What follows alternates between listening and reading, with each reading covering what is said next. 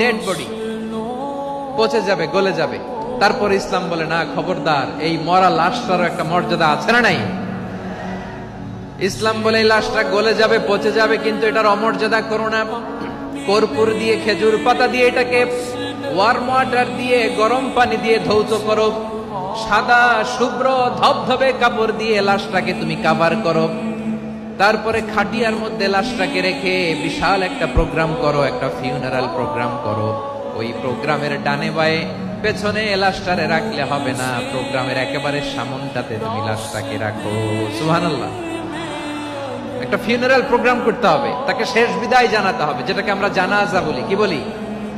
জানাজা মানে মাইয়েতের জন্য দোয়া, তার জন্য দোয়া করা হয়, তাকে একটা সিস্টেমেটিক অর্ডারে কবরে রাখা হয়, সুন্দরভাবে সেটাকে কবরস্থ করা হয়, মাটি দেয়া হয়, পানি দেয়া হয়। তার মানে মরে গেলেও মানুষের সম্মান